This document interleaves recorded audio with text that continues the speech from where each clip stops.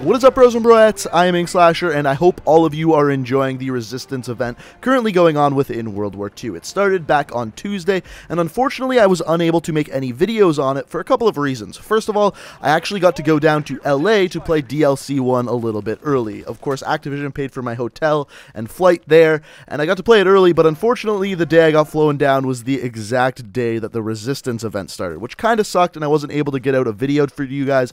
But what it means is that all this weekend I have lots of gameplay of the new maps, the new war map, and of course also the new zombies map. But today we're looking at the brand new war map, and this war map is of course called Operation Intercept. Now I'm going to get into the details of it in a second, but first I just wanted to give you a quick breakdown of what I thought of the new Resistance update. So I'm not going to go into a crazy amount of detail with every little thing that they patched, but I'm going to go over the big things, the first of which is of course prop hunt. Now they added in prop hunt, and there is a few new things compared to Modern Warfare Remastered, and if you ask me, this game mode is certified dank. Literally, this is the best prop hunt I've ever played that's not on a PC game. I had so much fun playing this in a limited amount of time that I played it. I think all of the changes they've added into it compared to Modern Warfare Remastered are fantastic, and definitely an awesome game mode. I really do hope it's here to stay. The next big thing is the Resistance Division. If you ask me, this is just kind of okay. I'd much rather use an infantry or airborne division, but it's fun to play as a new division nonetheless. The next thing is the Oreo Submachine Gun. This thing is not dank at all. In fact, this is probably one of the worst SMGs in the game. I think it needs both a range buff and a recoil buff, but as of right now, one of the worst SMGs in the game. And then finally, we've got the Volk Sturmgewehr. This gun is double dank. This is literally one of the best weapons currently in the game. I imagine within the next couple weeks, it's actually going to get a nerf. It's much better than the STG-44, and it gives the BAR a run for its money. So like I said, one of the best weapons in the game. If there's one weapon that you're going to go for in this DLC, you'll want to go for the Volk Sturmgewehr as of right now. So that's pretty much my quick breakdown of the new stuff in the game. I'm also going to have videos coming up over the next week talking about how good is the Resistance Division and of course the two new weapons. But let's talk about Operation Intercept, this awesome war map. So this is probably one of the things we got to play the least at the Capture event, but it was probably one of my favorite things at the Capture event. If you guys didn't already know, war is probably my favorite thing that they've added into Call of Duty World War II. I love that they don't track your stats, they don't track your kill-death ratio. It's simply just playing for that objective. And if you're watching the gameplay here, you'll really see exactly what I mean by that. I'm literally just running into rooms, dying, trying to pick people off that are trying to capture objectives. It's a really close quarters war map compared to something like Operation Neptune, where sniper rifles did very, very well. This one, you're going to find SMGs, shotguns, and assault rifles kind of reigning supreme throughout this entire map. Now, what is the breakdown of the different sections of this map? So the first section is hostages. This is something that's never been in a war map before, but if you are attacking, you have to rescue the hostages. If you're defending, you're trying to stop the people from releasing the hostages. This is probably the hardest area in this entire map to defend.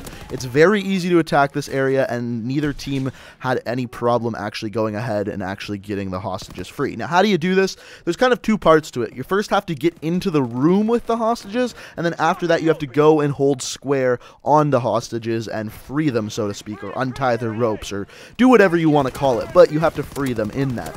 The easiest way to do this is just kind of have one person rescuing the hostage and one person staring at the door with a shotgun so that none of the enemy team can actually get in the room and stop you from freeing the hostages. Like I said, this is the easiest section to attack, hardest section to defend. The second section is destroy the enemy's comms equipment. This is exactly like you have in Operation Neptune or the D-Day mission, except it's much more difficult if you're the attacking team, for a couple of reasons. First of all, there is a ton of comms equipment. In fact, there are 25 total pieces of comms equipment that the attacking team actually has to destroy, which is a ton of comms equipment. If you look at Operation Neptune, I believe there's 11 pieces of comms equipment, so over double of that map, and you only have 4 minutes to do so. So that's absolutely insane. The second reason why it's so difficult to attack this objective is because the defending team spawns really close to the building that the comms equipment is. On top of that, they also spawn looking at 3 of the pieces of comms equipment. 3 of the pieces of the comms equipment are way at the back of the building, like I said, where the defenders spawn. those are the hardest 3 pieces of comms equipment to destroy. I recommend just hucking grenades back there or sending one person back there with a shotgun trying to take it out at all times, because both teams were left with those 3 pieces of comms equipment in both games that we played on this map. So all in all, I would have to say this section, the second section of this map, is by far the hardest for the attacking team, maybe out of any of the war maps that we've seen so far. It's very difficult. But moving on to the third and final section. And this section is Escort the Tank, exactly like we've seen in Operation Breakout and other war maps. Basically, if you stand beside the tank, it's going to move forward, and if you don't, it's going to move backwards. This section is also difficult for the attacking team. The reason being is the section that you actually have to push through as the attackers is a very slim and narrow section, a lot of flank routes, a lot of spots for enemies to hide, a lot of tight corners, so it's very difficult to do that final push, as it should be and as you would expect on a war map, similar to Operation Breakout. I would say though, it's a little bit even more tight and close quarters than Operation Breakout. As I mentioned at the beginning of this video, it's going to be in your advantage to either use an SMG, assault rifle, or in the middle section, even a shotgun on this map. It's a very close quarters map. So what are my overall thoughts of this map? If you ask me, similar to Prop Hunt, once again, this is certified dank. And the reason why I said that is because it's different than the other war maps. If you look at the other 3 war maps, it's very easy to use sniper rifles on them. There's a lot of long lines of sight. There's a lot of wide open areas. This map's different. This map, there's a lot of close quarters combat. Can you still use a sniper rifle? Absolutely. There's definitely some spots that you can take advantage of that. But it's much more to your advantage to even use shotguns or SMGs on this map because of how close quarters it is.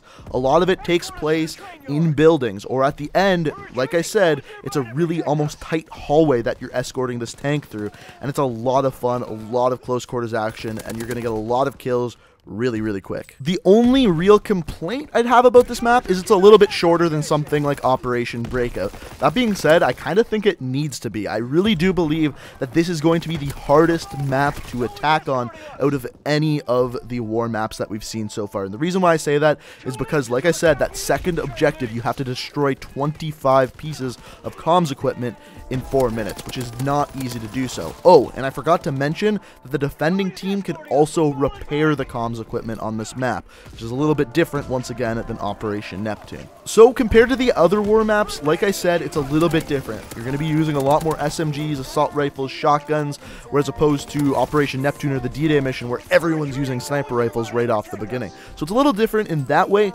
but I think you guys are really going to like it. I think it's a really good addition to the war mode in Call of Duty World War II, and I think you guys are really going to like it. So let me know what you think down in the comments. Do you like the look of it? Do you not like the look of it? Let me know what you think down in the comments, and if you enjoyed the video, I would really appreciate it if you could hit that like button. It does help out the channel, and if you like what you see, we got plenty more DLC 1 content coming throughout the weekend, including the new zombies map, The Darkest Shore. That one's coming on Monday, so stay tuned for that, and if you enjoy and like what you see here, be sure to hit that subscribe button. But guys, I hope you enjoyed the video. Thank you so much for watching, and until next time, peace out. Maybe you should take